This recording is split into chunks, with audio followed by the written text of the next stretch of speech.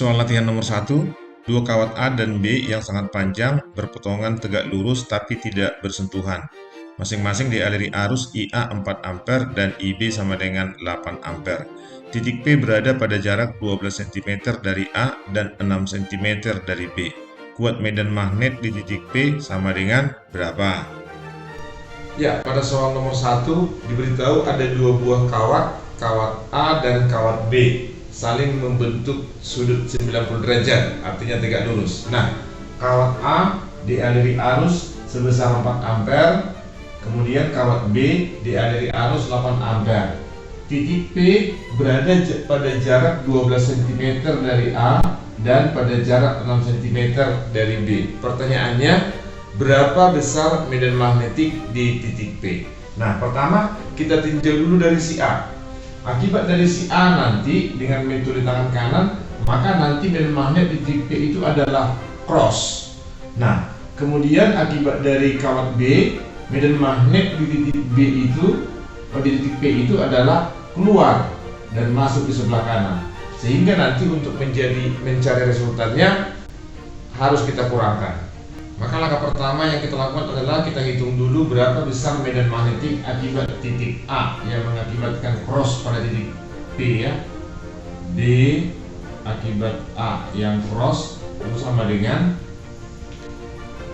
4V kali 10 pangkat min 7 kali kuat arusnya adalah 4 dibagi 2V, R nya 12 cm rubah ke meter. Jadi begini dia.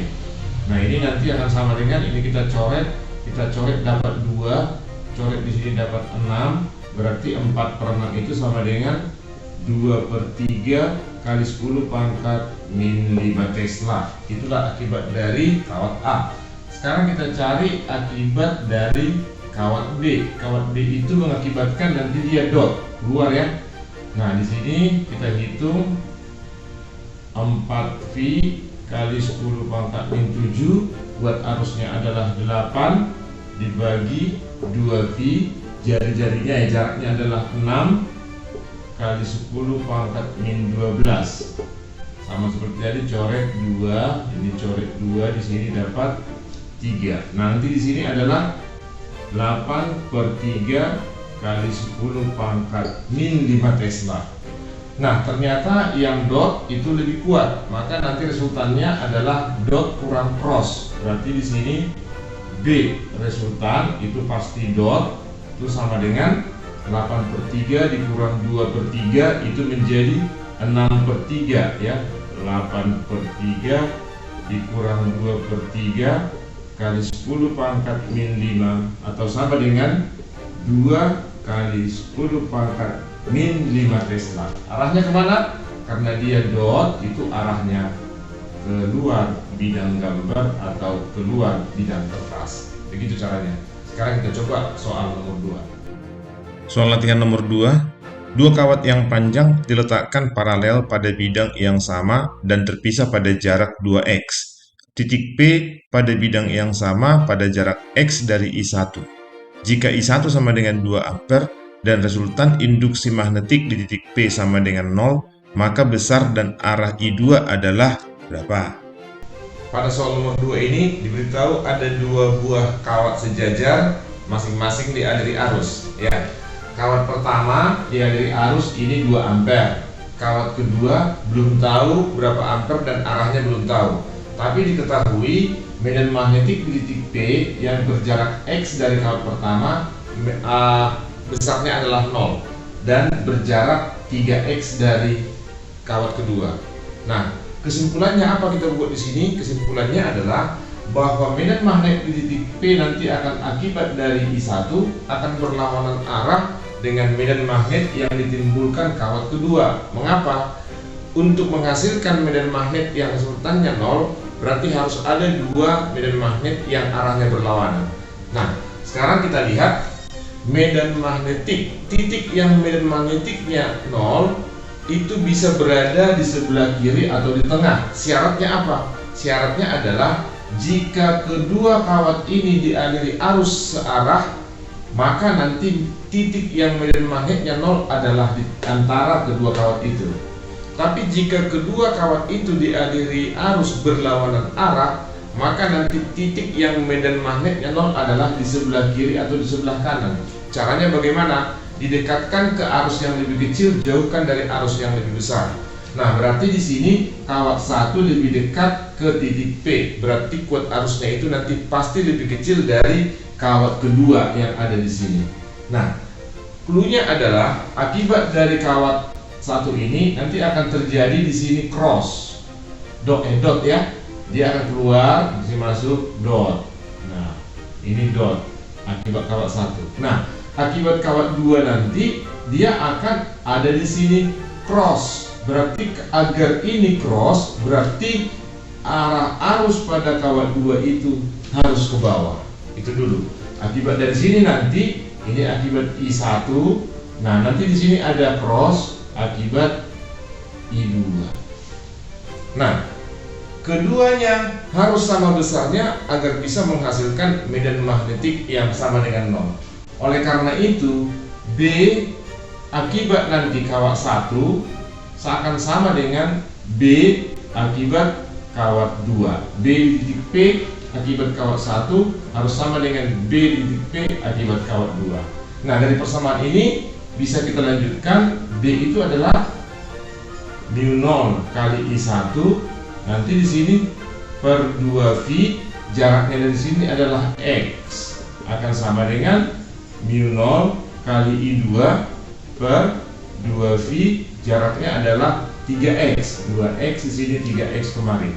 Kita coret 2v-nya, coret mu0-nya, coret x-nya di sini. Ini dapat 1, ini dapat 1.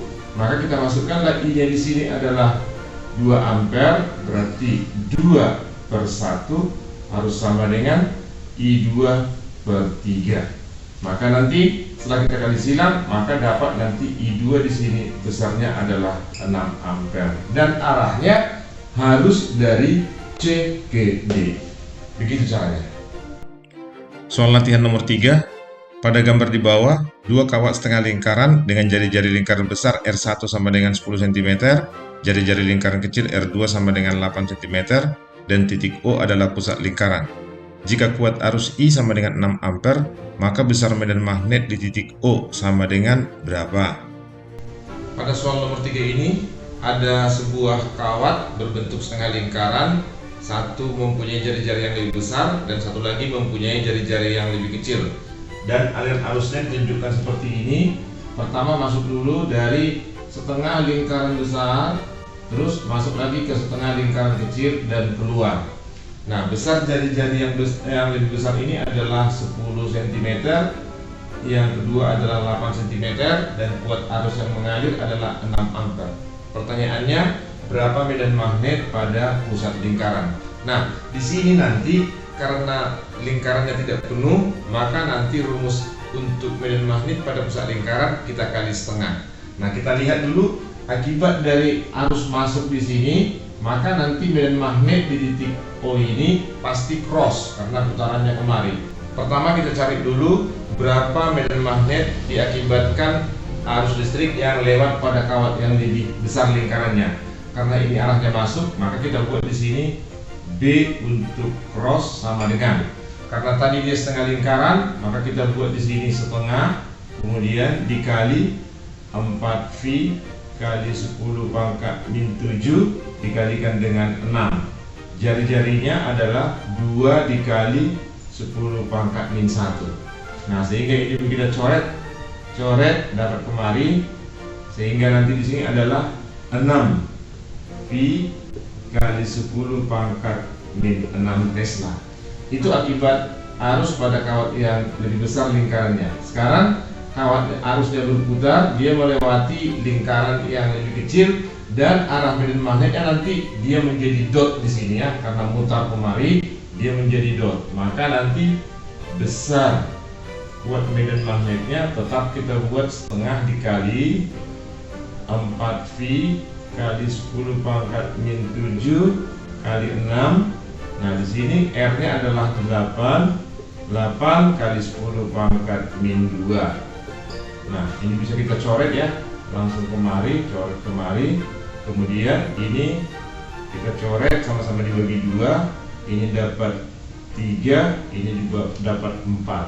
Nah, menjadi 3/4 atau 0,75 atau 7,5 kali 10 pangkat min 6 Tesla ya. 0,75 kali 10 pangkat min 5 akan sama dengan 7,5 kali 10 pangkat min 6. Nah, sekarang kita lihat siapa yang lebih besar. Ternyata yang lebih besar adalah yang dot 7,5, ada V di sini ya, maaf, V kali 10 pangkat min 6. Nah, oleh karena itu nanti kita buat aja besar kurang kecil dan arahnya adalah dot. B resultan itu adalah dot 7,5 dikurang 6,5. Itu hasilnya pasti 1,5 kali 10 pangkat min 6 Tesla. Dan arahnya kemana? Arahnya dot adalah keluar bidang kertas. Ini dia jawabnya. Ya, begitu caranya. Soal latihan nomor 4. Sebuah penghantar berbentuk lingkaran berdiameter 6 cm dialiri arus listrik I seperti gambar di bawah. Titik P berada pada sumbu lingkaran berjarak 4 cm dari pusat lingkaran. Jika besar induksi magnetik di titik P adalah 5,4 V kali 10 pangkat min 5 Tesla, maka besar induksi magnet di titik O pada pusat lingkaran sama dengan berapa? Ya, pada soal nomor 3 ini diberitahu ada sebuah kawat berbentuk lingkaran, diameternya 6 cm. Di sini saya gambarkan, kalau diameternya 6 cm berarti jari-jarinya adalah 3 cm. Kemudian titik P ini berada pada sumbu lingkaran. Sumbu artinya adalah garis yang tegak lurus terhadap lingkaran pada jarak 4 cm dari pusat lingkaran O. Nah, dengan demikian nanti dengan menerapkan Pitagoras maka kita buat di sini 3, 4 pasangannya pasti 5. Nah, pertanyaannya, jika medan magnetik di titik P adalah 5,4 kali 10 pangkat min 5 Tesla, maka medan magnetik di pusat lingkaran adalah berapa? Nah, pertama, setelah kita dapatkan di sini garis miringnya adalah 5, maka jelas sinus adalah depan per miring. Kita perlu mencari sinus pangkat 3 karena persamaan untuk mencari besar medan magnet di titik P adalah besar medan magnet di titik O dikali sinus pangkat 3 theta. Dari sini kita harus tahu dulu berapa sinus pangkat 3-nya.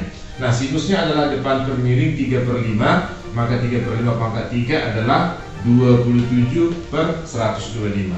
Nah, dengan demikian pada persamaan ini nanti untuk mencari BO adalah BP dibagi sinus atau BP dikali sinusnya nanti dibalik pembilang jadi penyebut, sehingga nanti di sini BO sama dengan BP-nya. BP-nya di sini adalah 5,4 V kali 10 pangkat min 5 Tesla. Ini jadi kita balik menjadi 125/27.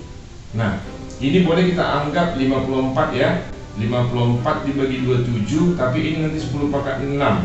Sehingga nanti di sini 54 bagi 27 adalah 2V kali 10 pangkat min 6, baru nanti dikali 125. Seterusnya kalau kita kalikan ini adalah 250V kali 10 pangkat min 6 atau sama dengan 2,5V dikali 10 pangkat min 4 Tesla. Nah, begitu caranya menghitung medan magnet pada pusat lingkaran jika diketahui medan magnet pada sumbu lingkaran.